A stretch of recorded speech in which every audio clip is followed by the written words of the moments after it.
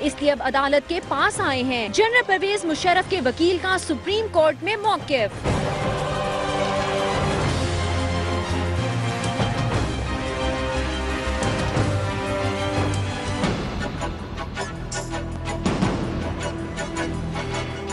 خزدار میں اجتماعی قبر سے 13 لاشیں برآمد، قاتلوں کا پتہ نامقتول قابل شناخت۔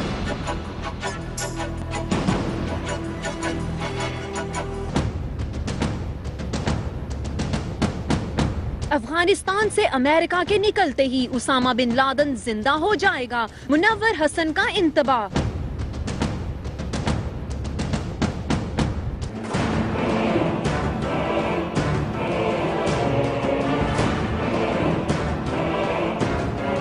بگ 3 کے مقابلے میں پاکستان ڈٹ گیا۔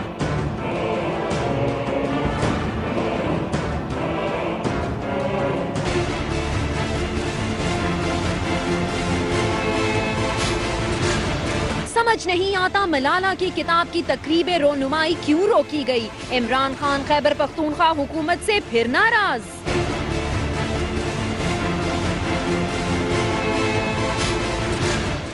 شام صاحب، آج کی سب سے پہلی خبر کہ 31 جولائی 2009 کے فیصلے کو پر نظر ثانی کی درخواست لے کے پرویز مشرف صاحب کے وکیل سپریم کورٹ پہنچ گئے ہیں۔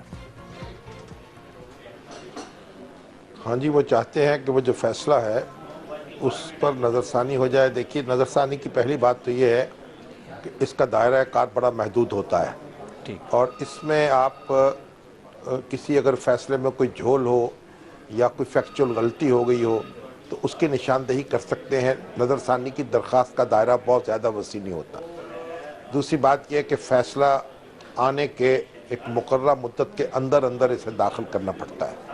تو یہ جو نظر ثانی کی درخواست ہے وہ کئی برس کے بعد دائر کی جا رہی ہے، اور اس لحاظ سے اس کے جو کریڈینشیلز ہیں وہ مشکوک ہو گئے ہیں۔ اب سپریم کورٹ کا فل بینچ اس کو سن رہا ہے، فل کورٹ سن رہی ہے، کیونکہ جو فیصلہ ہے وہ فل کورٹ کا تھا اور فل کورٹ ہی کو اسے سننا ہے۔ تو آپ دیکھتے ہیں اس نقطے کو وہ کیسے پار کرتے ہیں۔ یہ ان کے راستے میں بڑی رکاوٹ ہوگی کہ جو وقت ہے اس کو کیسے وہ قید کر لیں، اور کیسے جو ان کی کوتاہی ہے اس سے صرف نظر کرتے ہوئے عدالت ان کی بات سن لے۔ جی، لیکن شام صاحب، بڑے سے بڑا ریلیف جو انہیں کیا مل سکتا ہے، یعنی جنرل پرویز مشرف صاحب کو اس درخواست کی قبولیت کی صورت میں؟ نہیں، اگر وہ فیصلہ جو ہے اس پر نظر ثانی ہو جائے اور جو پرویز مشرف صاحب کے خلاف ریمارکس ہیں وہ اس میں سے نکال دیے جائیں، یا جو اقدام تھا ان کا کارروائی جو انہوں نے کی تھی وہ ری اوپن ہو جائے، جو 3 نومبر کی کارروائی ہے اس پہ دوبارہ غور و خوض شروع ہو جائے، دوبارہ سماعت شروع ہو جائے، تو اس سے بہت سا وقت مل سکتا ہے اور معاملات کو الجھانے میں بڑی مدد مل سکتی ہے۔ ٹھیک ہے شام صاحب، محمد کامران ہمارے ساتھ موجود ہیں جو آج عدالت میں جس طرح پروسیڈنگز ہوئی اس کے بارے میں بتانے کے لیے کہ ابراہیم ستی صاحب نے کیا کہا اور پھر بینچ کی طرف سے کیا جواب آیا اور سوال ہوئے۔ جی، محمد کامران ہمارے ساتھ لائن پہ نہیں ہے۔ شام صاحب، جو آج صورتحال ڈیولپ ہوئی وہاں پہ ایک جو دلیل یہ دی گئی جو ابراہیم ستی صاحب کی طرف سے، وہ یہ تھی کہ جناب جب آ گئے ہیں لائن پہ محمد کامران صاحب۔ جی محمد کامران، بتائیے گا کہ آج کیا دلائل ہوئے عدالت میں؟ جی حبیب صاحب، یہ جیسا کہ آپ کو معلوم ہے 31 جولائی 2009 کا ایک فیصلہ تھا، 14 رکنی بینچ نے دیا تھا سپریم کورٹ کے، اور اس میں جو پرویز مشرف کے 3 نومبر 2007 کے غیر آئینی اقدامات تھے ان کو ختم کر دیا گیا تھا، اور اس میں خاص بات یہ تھی کہ پرویز مشرف کو ان تمام اقدامات کا قصوروار ٹھہرایا گیا تھا، اور یہ کہا گیا تھا کہ ان کے خلاف غداری کا مقدمہ چلنا چاہیے۔ تو اس میں آج پرویز مشرف کی جو نظر ثانی کی درخواست تھی اس کی باقاعدہ سماعت ہوئی ہے۔ یہ ابتدائی سماعت تھی، ابھی اس درخواست کو باقاعدہ سماعت کے لیے منظور نہیں کیا گیا ہے۔ ابراہیم ستی آج تمام دن عدالت کے سامنے دلائل دیتے رہے، اور ان کا یہ کہنا تھا کہ ہمیں اعتراض یہ ہے کہ اس فیصلے میں 31 جولائی کے فیصلے میں صرف پرویز مشرف کو ایک فرد واحد کے طور پر نامینیٹ کر دیا گیا کہ انہوں نے غداری کی ہے، جبکہ ہوا یہ کہ جو 31 جولائی کا فیصلہ ہے اس میں تمام جو مکمل ریکارڈ تھا وہ پیش نہیں کیا گیا تھا۔ انہوں نے اس کی وضاحت یوں کی کہ پرویز مشرف جب صدر تھے تو ان کے وزیر اعظم شوکت عزیز نے ایک خط لکھا تھا جس میں انہیں ایک تمام ججوں کے کنڈکٹ سے متعلق بات کی گئی تھی اور یہ کہا گیا تھا کہ ایک آئینی بحران پیدا ہو گیا ہے جس سے نمٹنا ضروری ہے. اور پھر اس خط کی روشنی میں پرویز مشرف نے تمام اپنے جو مشیر تھے جس میں عسکری حکمران بھی تھے اور آپ کے سیاستدان بھی تھے, ان کے جو اعلائی تھے, ان تمام کے ساتھ مشاورت کے بعد 3 نومبر کو ایمرجنسی اور پی سی او نافذ کیا.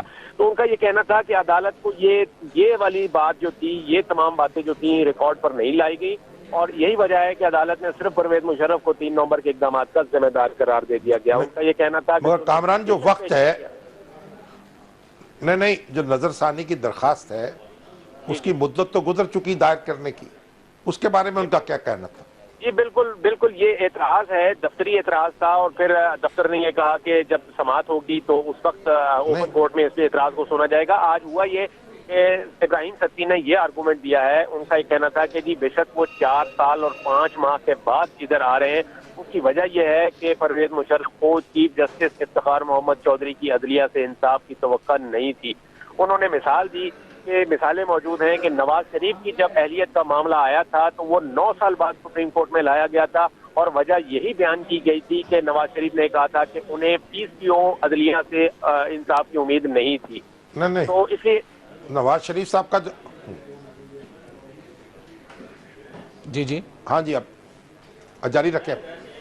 جی محمد کامران ان کا کہنا یہ تھا شامی صاحب کہ جس طرح سے نواز شریف صاحب کی درخواست جو تھی وہ 9 سال بعد انٹرٹین کی گئی اور اس میں ایگزام کر دیا گیا. وہ یوں تو نظر ثانی کی درخواست جو ہے وہ 1 ماہ کے اندر دائر کرنی ہوتی ہے, لیکن یہ 4 سال اور 5 ماہ بعد دائر ہو رہی ہے پرویز مشرف کی درخواست, اور عذر یہی دیا جا رہا ہے کہ وہ چیف جسٹس کی ریٹائرمنٹ کا انتظار کر رہے تھے, اس لیے انہوں نے اب اس سے رجوع کیا. اور دوسرا عذر انہوں نے یہ دیا ہے کہ اس فیصلے کی بنیاد پر پرویز مشرف کے خلاف غداری کا ٹرائل شروع کر دیا گیا ہے, لہٰذا وہ یہ چاہتے ہیں کہ اس یہ جو حکم نامہ ہے 31 جولائی کا 14 جدہ کا, اس کے اوپر نظر ثانی کی جائے. انہوں نے کہا کہ اس مقدمے میں پرویز مشرف کو سماعت کا حق نہیں ملا تھا. ایک نوٹس بھیجا گیا تھا پرویز مشرف کی فارم ہاؤس کی رہائش گاہ پر, لیکن پرویز مشرف اس وقت ملک میں موجود نہیں تھے, وہ لندن میں تھے, اس لیے نوٹس انہیں نہیں مل سکا تھا. جس پر جج صاحبان نے ان سے پوچھا کہ ساری دنیا کو پتا تھا کہ یہ پرویز مشرف کے خلاف عدالتی کارروائی ہو رہی ہے, تو کیا پرویز مشرف اس سے لاعلم تھے؟ اس پر ستی صاحب کا یہ آرگومنٹ تھا کہ چاہے ساری دنیا کو پتہ چل جائے لیکن نوٹس بھیجنا جو ہے ایک لیگل فارمیلٹی ہوتی ہے جس کا ہونا ضروری ہے, اور وہ اسی نقطے پر پرویز مشرف کا دفاع کریں گے. ان کا یہ بھی کہنا تھا کہ یہ جو ٹرائل ہو رہا ہے یہ بدنیتی پر مبنی ہے. اس کی وجہ یہ ہے کہ سپریم کورٹ میں اس سے پہلے کچھ درخواستیں آئی تھیں, جن میں سے ایک کمیونسٹ پارٹی کی درخواست تھی جس میں تقریباً 528 افراد کو, عہدیداران کو نامینیٹ کیا گیا تھا. اس میں گورنر بھی تھے, اس میں عسکری حکمران بھی تھے, اس میں سیاستدان اور پارلیمنٹیرینز بھی تھے. ان تمام کے خلاف غداری کے مقدمہ چلانے کی بات کی گئی تھی, لیکن سپریم کورٹ نے اس درخواست کو رجسٹر نہیں کیا, اور جب صرف پرویز مشرف کے خلاف درخواست آئی تو اس کے اوپر باقاعدہ کارروائی شروع کر دی. تو ان کا یہ کہنا تھا کہ یہ بدنیتی پر مبنی ہے ان کے خلاف کارروائی جو ہے. تو آج کی ابتدائی آرگومنٹ تھے. اب کل شریف الدین پیرزادہ جو ہے سینئر وکیل ہے, ابھی سماعت کے لیے منظور نہیں ہوئی یہ درخواست. جی شامی صاحب آپ نے صحیح کہا کہ ابھی صرف ابتدائی سماعت ہے. عدالت کو قائل کیا جا رہا ہے کہ یہ جو درخواست ہے یہ انٹرٹین کیا جائے اس کو, اس کے بعد میرٹ پر دلائل شروع ہوں گے. یہ صرف ابتدائی سماعت تھی. جی بہت شکریہ محمد کامران. شامی صاحب سے بات کرنے سے پہلے اس موضوع پہ ہم لے لیتے ہیں ایک بریک, اور بریک کے بعد دوبارہ آپ خدمت میں حاضر ہوتے ہیں. آپ دیکھتے رہیے نقطہ نظر.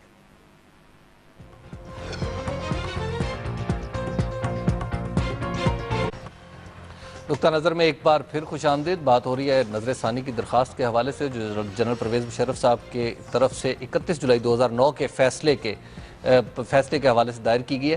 شامی صاحب, ایک طرف یہ درخواست ہے, دوسری طرف اکرم شیخ صاحب جو پروسیکیوٹر ہیں وہ ایک نئے بورڈ کی تشکیل کا مطالبہ کر رہے ہیں, چاہ رہے ہیں ان ڈاکٹرز کو خصوصی عدالت میں بلایا جائے, ان سے وہ جرا کریں جنہوں نے یہ رپورٹ دی ہے کہ جنرل صاحب کی حالت ٹھیک نہیں ہے. تو یہ دونوں چیزیں کیا پیرل چلتی رہیں گی؟ دیکھیے, جہاں تک نظر ثانی کی درخواست کا تعلق ہے جی, اس میں ایک بڑی رکاوٹ یہ ہوگی کہ اس میں وقت بہت گزر چکا ہے. ٹھیک ہے. اور جو نواز شریف صاحب کے مقدمے کا حوالہ دیا ہے ابراہیم ستی صاحب نے, جی, وہ زیادہ ریلیونٹ نہیں ہے. کہ نواز شریف صاحب ایک تو بیرون ملک تھے, ان کو باہر بھیجا گیا تھا اور ان کو ملک میں واپس نہیں آنے دیا جا رہا تھا. دوسری بات یہ ہے کہ ان کی نظر ثانی کی درخواست نہیں تھی، ان کی اپیل تھی، جو high court Sindh high court کے فیصلے کے خلاف انہوں نے اپیل نہیں کی تھی اور ان کی سزا ختم کر دی تھی ایک صدارتی حکم نامے کے ذریعے سے۔ اب انہوں نے جب واپس آ کر اس پر اپیل کی اجازت طلب کی تھی، اور تو عدالت نے کہا تھا کہ فوجداری مقدمات میں اس طرح کی گنجائش رکھی جا سکتی ہے کہ کسی شخص کے اوپر جو ایک الزام ہے وہ دھل جائے۔ اب یہاں تک تعلق ہے یہ ابراہیم ستی صاحب کا، جو چیف جسٹس افتخار چودھری صاحب جو ہیں وہ ایک جج تھے، اور یہ فیصلہ جو ہے وہ 14 ججوں کا ہے، تو 13 جج جو سپریم کورٹ کا کوئی جج چیف جسٹس کا ماتحت نہیں ہوتا، اور ہر جج انڈیپینڈنٹلی اپنی رائے قائم کرتا ہے، اور اگر اس عدلیہ پر ان کو اعتماد نہیں تھا تو پھر اب بھی وہی عدلیہ موجود ہے کم و بیش، ٹھیک ہے، چیف جسٹس کے علاوہ اور ایک دو اور ارکان کے علاوہ وہ سارے عدلیہ کے ارکان موجود ہیں جنہوں نے وہ فیصلہ کیا تھا، اس میں کوئی اکثریت تبدیل نہیں ہوئی۔ ٹھیک ہے، اس لیے یہ جو ان کا عذر ہے شاید اس کو تسلیم نہ کیا جا سکے، لیکن بہرحال کیونکہ عدالت کے سامنے معاملہ ہے تو ہم کوئی حتمی رائے تو نہیں دے سکتے۔ جہاں تک شیخ صاحب کا تعلق ہے، ایسا تو بہت مشکل ہوگا کہ ڈاکٹر جو ہیں ان کو عدالت میں طلب کیا جائے اور ان پہ جرح کی جائے، کیونکہ ڈاکٹرز جو ہیں وہ اپنی رائے دیتے ہیں، اور وکیل جو ہیں اس طرح کی جرح جو ہے اعلیٰ عدالتوں میں نے تو اس سے پہلے سنا نہیں کہ ایسی کوئی بات ہوتی ہو۔ تو بہرحال ایک تو مطالبہ وہ یہ کر رہے ہیں کہ ایک دوسرا بورڈ بنایا جائے، لیکن ایک دوسرا بورڈ بھی بنایا جا سکتا ہے، اور جن ججوں نے جن ڈاکٹروں نے یہ رائے دی ہے ان کا کہنا یہ ہے کہ ایک مرض لاحق ہے ان کو دل کا۔ ٹھیک ہے، اب اس کی تحقیقات وہ کر نہیں پا رہے کہ اینجیوگرافی جو ان کا جو کلائنٹ ہے یا ان کا جو مریض ہے وہ نہیں کرا رہا، وہ چاہتا ہے کہ اس کا بیرون ملک علاج ہو۔ تو اصل تو دیکھنے کی بات یہ ہے کہ یہ جس مرض کی وہ نشاندہی کی جا رہی ہے وہ اس کا علاج ملک میں موجود ہے کہ نہیں ہے۔ یہ جو ادارہ ہے امراض قلب کا فوج پاکستان کا، یہ بڑا پریسٹیجیس ادارہ ہے، اور صرف یہی ادارہ نہیں، پورے پاکستان میں کئی بڑے ادارے قائم ہیں۔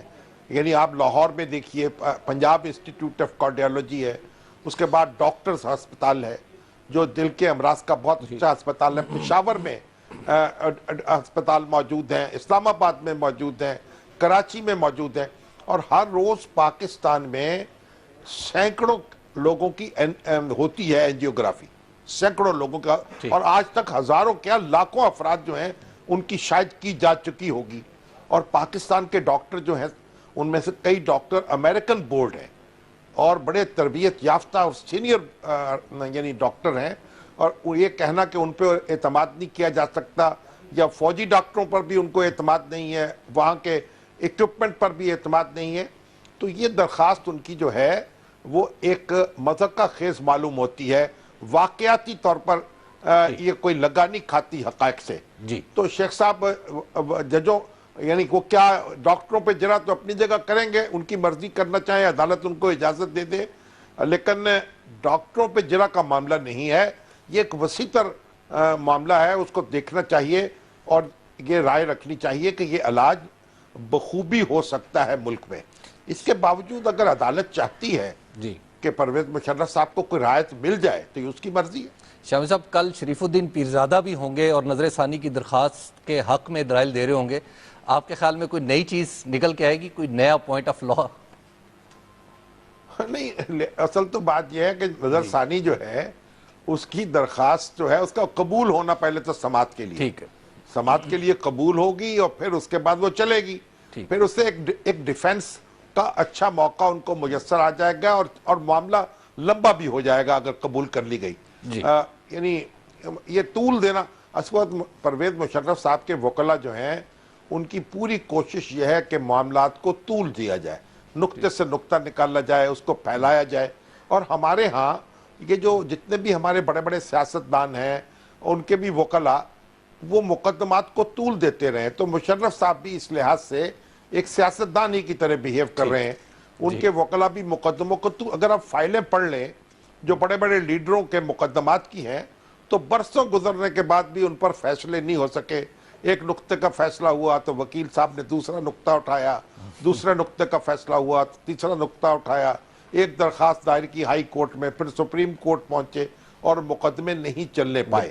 تو ہمارے ہاں عام جو عدالتی کارروائی ہے اس کو بڑی بریکیں لگائی جاتی ہیں، اس کے راستے میں بڑی رکاوٹیں ڈالی جاتی ہیں. یہاں کیونکہ آئینی پوزیشن جو ہے پرویز مشرف صاحب کی جو بھی ہے وہ سب کے اوپر سامنے واضح ہے.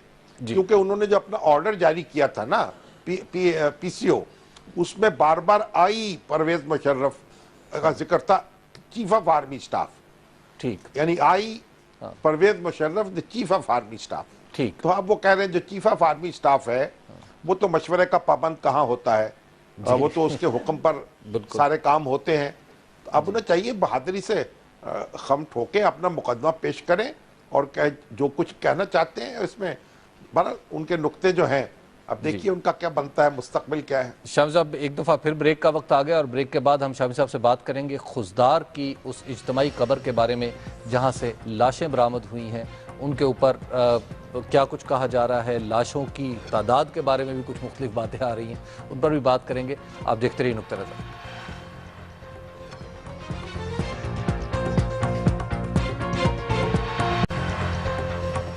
نقطہ نظر میں ایک بار پھر خوش آمدید. شامی صاحب، خضدار میں جو اجتماعی قبر دریافت ہوئی ہے سرکاری طور پہ تو بتایا جا رہا ہے اس میں 13 لاشیں ہیں جو ناقابل شناخت ہیں، لیکن ایک بات یہ بھی چل رہی ہے کہ بہت ساری ہیں. ہاں یہ بڑی سنگین بات ہے، اس کی پوری تحقیقات ہونی چاہیے اور معلوم کیا جانا چاہیے کہ یہ لاشیں پہلے کس کی ہیں. جو وزیر داخلہ ہیں بلوچستان کے سرفراز بگٹی صاحب، انہوں نے تو کہا ہے کہ ہم اس کا ڈی این اے کرائیں گے اور معلوم ہو کہ یہ کون لوگ تھے، کہاں کے رہنے والے تھے جن کی یہ لاشیں ہیں. بالکل. پھر جو وزیر اعلیٰ ہیں ڈاکٹر عبد المالک صاحب، انہوں نے بھی یہ کہا ہے کہ ہم اس کی پوری تحقیقات کرائیں گے اور اس کے تہ تک پہنچیں گے، یہ کون ذمہ دار ہے اس کا اور کس نے یہ حرکت کی ہے اور کون لوگ ہیں جو مارے گئے ہیں. تو اور جو ہمارے بلوچستان کے جو انتہا پسند عناصر ہیں وہ تو ظاہر ہے قانون نافذ کرنے والے ادارے جو ہیں ان کو مورد الزام ٹھہرا رہے ہیں. ہو سکتا ہے ان کا یہ الزام درست ہو، لیکن یہ بھی ہو سکتا ہے کہ ایسا نہ ہو، کیونکہ بلوچستان میں جب مختلف گروپ آپس میں لڑ رہے ہوں اور متحارب ہوں اور ایک دوسرے کو مارا جا رہا ہو اور ایک دوسرے کا خون بہایا جا رہا ہو تو پھر کوئی بھی گروہ جو ہے اس طرح کی کارروائی کر سکتا ہے. یہ ضروری نہیں ہے کہ قانون نافذ کرنے والے ادارے کریں. بہت سے گروپ ہیں، اب دیکھیے کس طرح سے وہاں خون کی ہولی کھیلی جاتی ہے. ایک زمانے میں پنجابی جو تھے اور جو سرائکی تھے ان کو کس طرح بسوں سے نکال کر مارا جاتا تھا، پھر ہزارہ والے جو ہیں ان کے ساتھ کیا سلوک کیا جاتا ہے. پھر ایک گروپ جو ہے ایک لشکر اور بنا تھا، پھر وہ جو انتہا پسند سے بلوچ ان کو نشانہ بناتا تھا. تو یہ متحارب گروہ جو ہیں وہ بھی اس طرح کی حرکتیں کرتے رہتے ہیں، اور جب قانون جو ہے اس کو زیر کرنے کی کوششیں ہو رہی ہوں تو پھر اس طرح کی وارداتیں ہوتی ہیں.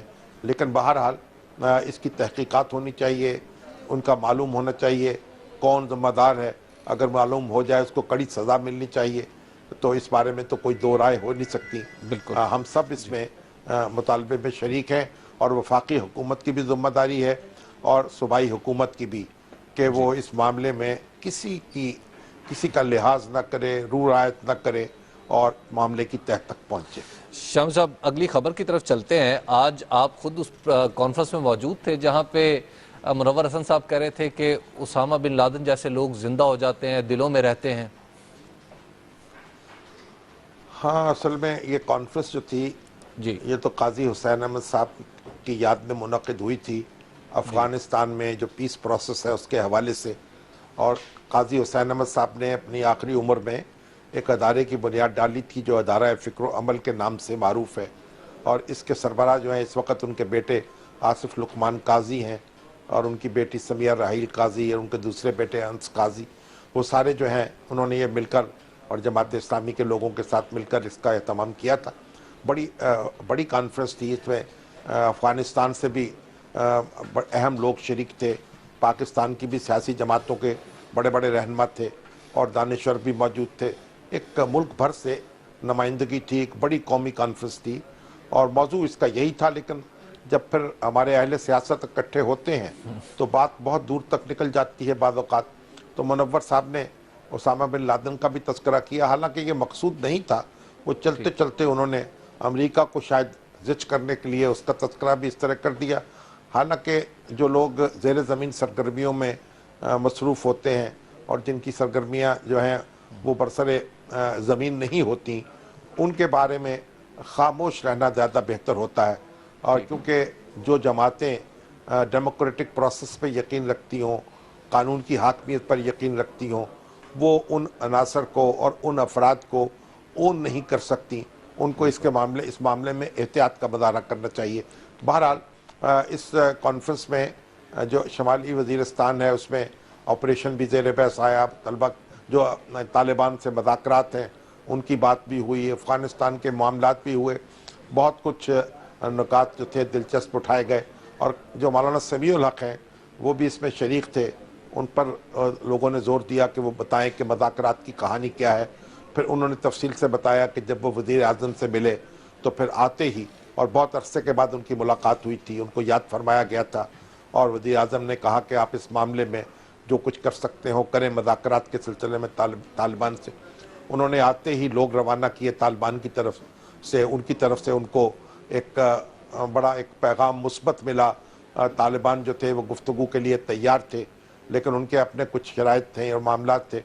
और जब उन्होंने ये आमादगी ज़ाहिर कर दी तो फिर उन्होंने वज़ीर आज़म से रब्ता शुरू किया और वज़ीर आज़म ने कहा था कि एक शख्स की ड्यूटी लगाई थी कि जब भी आपसे गुफ्तगू करनी हो तो फौरी तौर पर इस शख्स को करें। वो मुझे मैं सोया हुआ हूँ, जागा हुआ हूँ, किसी हालत में हूँ, वो मुझे इत्तला देंगे, वो आपसे बात कराएंगे। मैंने उस शख्स को इत्तला दी और फिर मुसलसल कोशिश करता रहा कई दिन और वज़ीर आज़म की तरफ से जवाब नहीं मिला और ये मामला जो था बीच में रह गया। उनका कहना था कि अखबार वाले मुझे टटोलते रहे, मुझे फ़िक्र चुस्त करते रहे और मुझे मेरा घेराव करते रहे, लेकिन ये इस तरह की बातें मैं उनको कैसे बता सकता था और कैसे मैं इस पर इनको वाशगाफ कर सकता था। मैं उनको टालता रहा और वो कहते रहे कि गोया मुज़ाकरात का कोई वजूद ही नहीं है, जबकि मुज़ाकरात का अमल जारी था, जारी हो रहा था। तालिबान इस पर एक आमादगी का एक तरह से इजहार कर चुके थे, लेकिन दूसरी तरफ से मुझे कोई मुस्बत जवाब नहीं मिला। ये उन्होंने सारा इल्ज़ाम जो था वो वज़ीर आज़म के सर लगाया और कहा कि कोई कार्रवाई जो है शमाली वज़ीरिस्तान में तालिबान के ख़िलाफ़ जो होगी, इससे फसाद फैलेगा, इससे मामला हल नहीं होगा। और जो कॉन्फ्रेंस के अक्सर शुरका थे, जिनमें जमात इस्लामी के ज़ोमा भी थे, मुनव्वर हसन साहब भी थे, उनकी टोन यही थी। लेकिन कुछ दूसरी बातें भी हुई, मेरा ख्याल वो भी कल उसका तफसील से तज़किरा करेंगे और बड़ी दिलचस्प निकात जो थे उसमें ज़ेर बहस आए। तो अफगानिस्तान कहीं कोई इत्तफाक़ राय भी नज़र आया? देखिए, अफगानिस्तान के पीस प्रोसेस से मामला होता हुआ शमाली वज़ीरिस्तान में आ गया और पाकिस्तान के अक्सर जो दानिश्वर थे और सियासतदान थे उन्होंने ज़्यादा ज़ोर शमाली वज़ीरिस्तान पर दिया। और अभी ये कॉन्फ्रेंस जारी है, कल भी इसका इजलास होगा और उसके बाद देखेंगे इसका क्या नतीजा सामने आता है। बहरहाल ये कच्ची काविश थी। काजी हुसैन अहमद साहब का बहुत गहरा ताल्लुक़ था अफ़गानिस्तान के अमूर से, और अफ़गानिस्तान में जब सोवियत यूनियन की फ़ौजें आईं और उनके ख़िलाफ़ अफ़गान अवाम ने जहाद शुरू किया तो इसमें काजी साहब जो थे उनकी मुआवनत भी उनको हासिल रही और पाकिस्तान के अवाम और पाकिस्तान की हुकूमत को भी ये शर्फ हासिल हुआ कि अपने अफ़गान भाइयों का साथ दें, और उसने एक उनके रिश्तों को मुस्तहकम किया।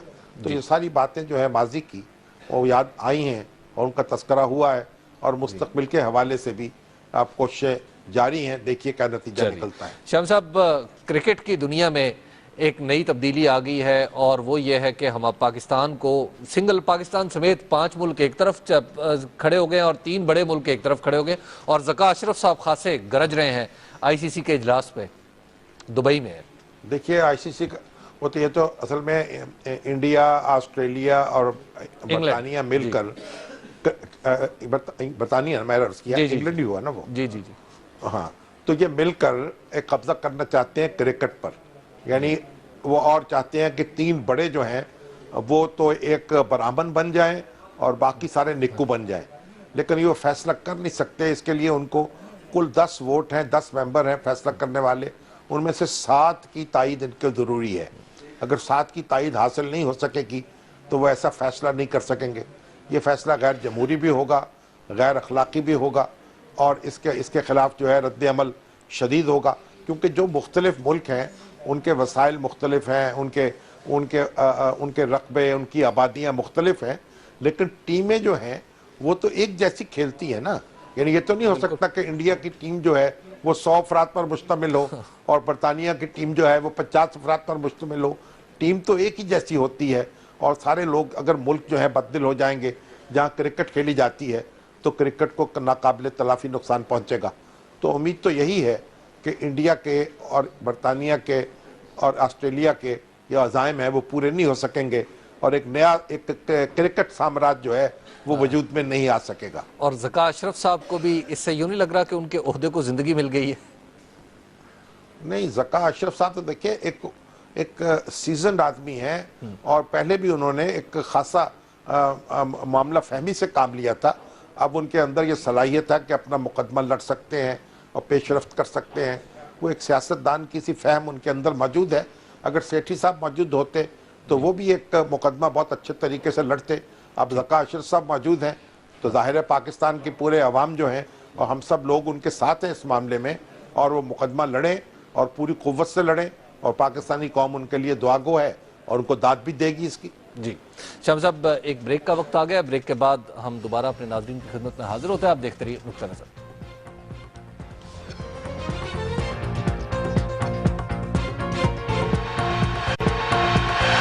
نقطہ نظر میں ایک بار پھر خوش آمدید. ابھی کچھ دیر بعد ہم آپ کے سوالات بھی شامل کریں گے, لیکن ایک خبر شامی صاحب جو آج پھر سامنے آئی وہ یہ ہے کہ عمران خان صاحب اپنی حکومت سے کے پی کے ایک بار پھر ناراض ہو گئے, اور اس بار ناراضگی جو ہے وہ ملالہ کی وجہ سے ہے. اس کی کتاب کی تقریب رونمائی نہیں ہونے دی گئی. ملالہ یوسفزئی کی کتاب کی تقریب ہو رہی تھی یونیورسٹی میں, جی جی, اور حکومت نے اس کو روک دیا. اب حکومت کا یہ کہنا ہے کہ ہم نے یعنی یونیورسٹی میں تقریب سے روکا ہے, اور تقریب دوسری کسی جگہ منعقد کی جا سکتی ہے. یہ بھی کوئی ایسا غیر دانشمندانہ اقدام تھا, کیونکہ یونیورسٹی کے اندر تقریب روکنا وائس چانسلر کی ذمہ داری ہونی چاہیے. اگر وہ مناسب سمجھے اجازت دیں, نہیں سمجھے نہ دیں. اور ملالہ یوسفزئی کی کتاب جو ہے اس کی تقریب رونمائی میں کیا مذائقہ ہے؟ پوری دنیا میں اس کی دھوم ہے اس کتاب کی, اور اس پہ کچھ تنقید بھی ہوئی ہے. بعض فکرے اس کے اندر ایسے بھی تھے جو نامناسب تھے, لیکن یہ ایک بہت معمولی حصہ تھا اس کتاب کا, اور معلوم یہ ہوا کہ اس کے کچھ انہوں نے فکرے حذف بھی کرتی ہیں. تو بہرحال مجموعی طور پر یہ کتاب جو ہے یہ خاصی اچھی کتاب ہے, اور تقریب جو ہے اس کو روکنا یہ تو آزادی اظہار کے منافی بات ہے, اور کسی جمہوری حکومت کو ذمہ یہ زیب نہیں دیتا. یہ خوف جو ہے اس کو نکال دینا چاہیے. یہ خیبر پی کے کی گورنمنٹ کے جو زوما ہیں ان کو اپنے دل سے. طالبان جو ان کو بڑے کیونکہ ڈراتے رہتے ہیں, ہر وقت خواب میں بھی آتے ہیں, اس لیے اس طرح کی الٹی سیدھی حرکتیں کرتے ہیں. ٹھیک. تو شامی صاحب, لیکن عمران خان صاحب تھوڑا جلدی نہیں کر چاہتے اپنی ناراضگی کے اظہار میں, اور پبلک بھی کر دیتے ہیں اس کو؟ نہیں, عمران خان صاحب دیکھیے, عمران خان صاحب کی ریلیشن شپ جو ہے عوام کے ساتھ ہے. وہ اپنی ریلیشن شپ کو عوام کے ساتھ باقی رکھنا چاہتے ہیں, مجھ سے منقطع نہیں ہونے دینا چاہتے. جی, اور ٹھیک ہے, یعنی چیئرمین کے طور پر ان کا کام ہے, ان کا احتساب کرتے رہیں. جی شامی صاحب, سوالات کی طرف انہیں حکومت. جی اچھا, ہم سوالات کی طرف چل رہے ہیں. جی جی, لیکن ایک بات میں آپ سے عرض کروں کہ یہ جو ہمارے کیپٹن عمیر میاں ہیں, جی جی, وہ کہتے تھے, انہوں نے کہا تھا گزشتہ ہمارے پروگرام میں کہ جو سرور روڈ پر لاہور چھاؤنی میں جرنیلوں کی کالونی بنی ہے, اس میں بڑے بڑے گھر ہیں, لیکن ان میں مسجد تعمیر نہیں کی گئی. بالکل, یہ کل تو اس پر میجر وسیم صاحب نے بھی بڑی تفصیل سے SMS بھیجی ہے. انہوں نے کہا کہ 3 مسجدیں موجود ہیں سرور روڈ کے ارد گرد. ایک MES کی مسجد ہے, اور پھر شامی روڈ پر فورٹس اسٹیڈیم کے سامنے مسجد ہے. اور یہ جو مسجد ہے شامی روڈ کی, اس کا جو دور ترین گھر ہے نا, سب سے دور گھر وہ ہے 750 میٹر, اور قریب ترین گھر جو ہے 25 میٹر ہے. اس لیے اندر مسجد تعمیر نہیں کی گئی. اور ہمارے جو اخلاق الرحمان صاحب ہیں, بڑے معروف سماجی کارکن ہیں, اور انہوں نے وہ بھی کہتے ہیں کہ مسجد وہاں موجود ہے, یعنی مسجد تک رسائی ہو سکتی ہے, قریب میں موجود ہے. اس لیے یہ تنقید جو ہے مناسب نہیں تھی. لیکن جو کیپٹن عمیر میاں ہیں ان کا وہ اس پر اصرار کر رہے ہیں کہ اندر جنرلوں کی جہاں بستی ہے جہاں کے میجر وسیم کے بقول آخری گھر 7.5 کروڑ میں بکا ہے اس کے اندر مسجد ہونی چاہیے تھی. اور انہوں نے ایک میسج یہ بھی بھیجا ہے کہ یہ جو بحریہ ٹاؤن میں ملک ریاض صاحب نے سٹیٹ آف دی آرٹ مسجد جو ہے بنائی ہے جو ایشیا میں اپنی مثال آپ ہے اور اس کا ڈیزائن جو ہے سب سے بہت بہترین ہے اور لوگ وہاں جائیں اور یہ معجزہ دیکھیں اور اس مسجد پھر دعا کریں. پتہ نہیں ان کے لیے بھی کریں ان کے لیے بھی کریں. تو بہرحال یہ مگر وہ کہتے ہیں کہ مسجد اندر ہونی چاہیے تھی. بہرحال اب ان کی اپنی رائے ہے اور جو لوگوں نے بتائی ہے وضاحت کی ہے ان کی اپنی رائے ہے. شامی صاحب یہ شرجیل احمد صاحب ہیں. شرجیل احمد صاحب نے بڑا ایک دلچسپ سوال اٹھایا ہے. وہ کہتے ہیں شامی صاحب اب تو میاں نواز شریف صاحب کو سندھ سے, یہ خود سکھر سے ہیں, انہوں نے کہا سندھ میں انہیں لیاقت جتوئی صاحب بھی چھوڑ گئے ہیں, اب کیا نواز شریف محض پنجاب تک نہیں محدود ہو گئے؟ اصل میں بات یہ ہے کہ جتوئی صاحب تو پہلے بھی چھوڑ گئے تھے ان کو, پھر واپس آئے تھے. اصل میں اندرون سندھ جو لوگ نواز شریف صاحب کی طرف آئے تھے ان کا یہ خیال تھا کہ وہ ایک قوت فراہم کریں گے, وفاقی حکومت ان کی خبر گیری کرے گی اور صوبائی حکومت جو ہے اس کے دباؤ سے ان کو بچائے گی. تو ممتاز بھٹو صاحب ان کے رفقا کی یہی شکایت ہے, یہی شکایت لیاقت جتوئی صاحب کی ہوگی کہ صوبائی حکومت کے دباؤ سے ان کو وفاقی حکومت بچا نہیں رہی اور یہ ان کو ان کی خبر گیری کرنی چاہیے. لیاقت جتوئی صاحب تو کہتے ہیں 9 مہینے میں انہوں نے وقت نہیں دیا ملنے کا نواز شریف صاحب نے. ہاں تو مسلم لیگ نون اگر اس طریقے سے اپنے کارکنوں کے ساتھ اور رہنماؤں کے ساتھ سلوک کرے گی تو پھر نتیجہ تو صاف ظاہر ہے. ٹھیک ہے. شامی صاحب مرزا قیوم صاحب ہیں ہمارے ساتھ ساہیوال سے. جی السلام علیکم مرزا صاحب. السلام علیکم جناب علی. شامی صاحب خاص طور پر پاکستان میں کسی قسم کا بھی کیس ہو تو اس کا فیصلہ اتنا لمبا کیوں ہو جاتا ہے اور اس میں کوئی ہاتھوں ملوث نہیں ہے؟ کیا اس میں کیا حبیب صاحب انہوں نے جی شامی صاحب یہ کہہ رہے ہیں کہ فیصلے اتنی دیر سے کیوں ہوتے ہیں, عدالتی نظام میں پھنس جاتے ہیں؟ فیصلے تو ہمارا عدالتی نظام ایسا ہے کہ اس میں بڑی تاخیر ہوتی ہے, وکیل بڑے دلائل لمبے لمبے دیتے ہیں. اگر امریکہ اور برطانیہ کی طرح کام کر دیا, امریکن فیڈرل کورٹ کے اندر تو 15 منٹ اور 20 منٹ سے زیادہ وکیل دلائل نہیں دے سکتے کسی مقدمے میں اور ریٹن آرگومنٹس پیش کر دیتے ہیں. یہاں عدالتیں نے پتہ نہیں کس طرح توجہ کی نہیں ہو رہی, یعنی ریٹن آرگومنٹس لینے چاہیے اور جلدی فیصلے کرنے چاہیے. اور یہ ایک تو ہر مقدمہ جو ہے وہ سننے کے قابل بھی نہیں ہوتا, ہر درخواست سننے کے قابل نہیں ہوتی, اور جو لوگ یہ درخواستیں دیتے ہیں نامناسب قسم کی ان پر کاسٹ پڑنی چاہیے کیونکہ عدالت جو ہے اس کا حرج ہوتا ہے, وقت ضائع ہوتا ہے, وکیل پیش ہوتے ہیں, ایک فریق دوسرے کے خلاف مقدمہ کرتا ہے اس کو وکیل کرنا پڑتا ہے. تو اگر یہ ہرجانہ عائد کیا جائے ان لوگوں پر تو درخواستیں کم ہو جائیں گی اور تو انصاف مل سکے گا. لیکن اس طرف توجہ پتہ نہیں کیوں نہیں ہوتی اور وکیلوں کے ہاتھ میں پھنسے ہوئے ہیں ہم, وہ لمبے لمبے آرگومنٹ دیتے چلے جاتے ہیں اور پیشیوں پہ پیشیاں جو ہے پڑتی چلی جاتی ہیں. شامی صاحب یہ فیس بک پہ منیر چاولہ صاحب نے اور حافظ جمیل صاحب نے, منیر چاولہ صاحب نے میلسی سے اور حافظ جمیل صاحب نے ماسکو سے خصوصی درخواست کی تھی کہ ان کا سوال شامل کیا جائے, لیکن وقت ختم ہو گیا تو ان دونوں سے معذرت, ان کے سوال جو ہے جی میلسی سے کیا آپ کہہ رہے ہیں؟ ماسکو تک. جی میلسی سے ماسکو تک کے جو سوالات ہیں وہ کل انشاءاللہ عزیز ہم پروگرام میں شامل کریں گے. ہمیں دیجیے اجازت, اللہ نگہبان.